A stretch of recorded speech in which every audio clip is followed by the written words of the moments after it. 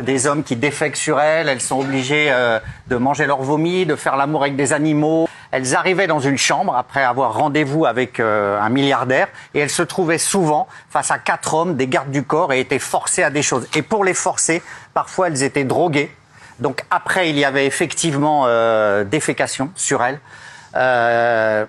forcées à manger leur vomi, des rapports sexuels avec des animaux. Le chantage, c'était drogue et on confisque les papiers. Parfois, il y avait même des pratiques avec plusieurs hommes. C'est une pratique, alors on ne donne pas de nom, mais honnêtement, Cyril, c'est une pratique qui est en train de prendre une expansion incroyable, délirante, folle et scandaleuse à Dubaï.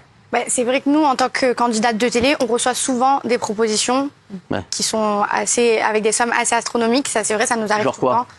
Genre, on reçoit des trucs bizarres, des grosses sommes pour envoyer des photos de pieds ou pour... Photos de pieds? Ouais, j'ai déjà reçu des propositions jusqu'à 5 000 € pour une photo de pied. 5 000 € pour une photo de pied? Moi, j'ai des pieds moches, donc ça vaut pas le coup. Le dernier mail que j'ai reçu, ça doit être 50 000 € pour faire un voyage d'une semaine à Dubaï.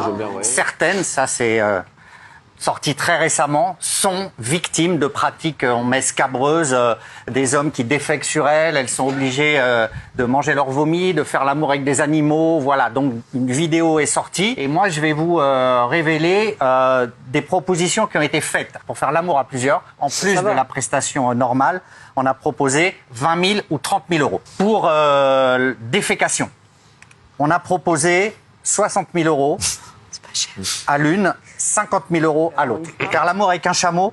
Non, mais c'est une vanne. C'est une vanne, c'est pas vrai. Allez, vas-y alors, vas-y. 120 000 ou 150 000 €. Tu vois?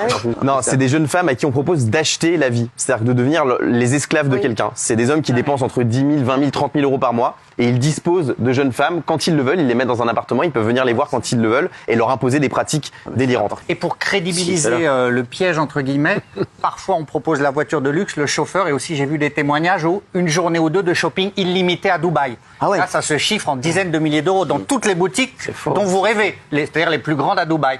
Gilles, le mode opératoire, c'est quoi? On invite ces jeunes filles. Oui. Donc après, quand on leur prend leur papier. Alors, c'est beaucoup ça. C'est-à-dire que. C'est ça qui est grave, ouais. C'est ça qui est grave. C'est-à-dire que ce sont des vrais réseaux. Soit ce sont des jeunes femmes qui sont. Donc, pourquoi on leur prend leur papier? On leur dit donnez-nous. C'est une fois qu'elles sont dans la chambre d'hôtel, elles se retrouvent, elles viennent pour une soirée avec un milliardaire. Une fois qu'elles sont à Dubaï, soit recrutées de l'étranger pour venir à Dubaï, soit aussi sur place. On m'a décrit des jeunes femmes marchant dans la rue qui sont accostées par des gens. Donc, elles sont recrutées pour une soirée avec un milliardaire, mises en confiance par une journée shopping. Puis après, donc, elles sont invitées à un hôtel, elles arrivent dans l'hôtel, soit on leur paye une chambre pour elles, comme c'était le cas dans votre mail, soit elles rejoignent quelqu'un. Et là, plutôt que d'être avec un homme, elles sont face à 4 ou 5 hommes avec des gardes du corps. Parfois, on les fait boire, il peut y avoir des drogues dans la boisson, et on va leur prendre leur passeport. Donc, à Dubaï, une fois qu'on vous a pris votre passeport, vous devenez esclave momentanément. Mais elles ont des familles, ces femmes-là. Enfin, c'est un film, ça. Moi, demain, ma mère, elle n'a pas de nouvelles de moi pendant 24 heures, elle va me chercher à Dubaï. Le réseau vous a happé, il vous a sorti parfois d'un environnement précaire, comme pour des jeunes femmes africaines. Vous êtes là, d'autres aussi de tous les pays, des Asiatiques, des Européennes. Vous êtes là, vous ne pouvez plus rien faire, vous êtes pris au piège. Alors vous pouvez refuser, évidemment, des pratiques délirantes, si encore vous avez les moyens de refuser, mais vous devenez... Est-ce qu'une fois qu'on est là-bas, est-ce qu'on a le droit de refuser?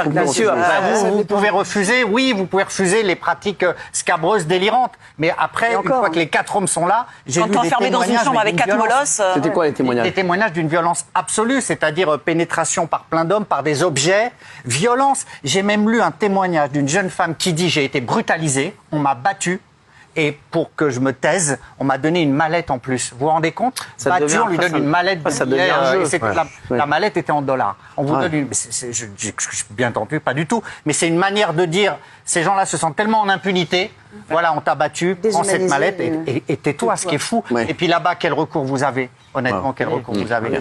Mais ce que dit Gilles, ça existe. Après, il ne faut pas non plus stigmatiser Dubaï. Il n'y a pas que des prostituées à Dubaï. Parce qu'aujourd'hui, ce qui se passe, c'est qu'une jeune femme sur Instagram, connue ou pas connue, elle met une photo à Dubaï, c'est « Ah, t'es une escorte, t'es une prostituée ». Il n'y a pas que ça. Et pardon, il n'y a pas besoin d'aller à Dubaï pour voir des prostituées. Il y en a aussi en France. Des pratiques comme ça, il y en a aussi en France. Donc je pense qu'il faut faire attention, ne pas associer ça à Dubaï ni au milieu de la télé-réalité.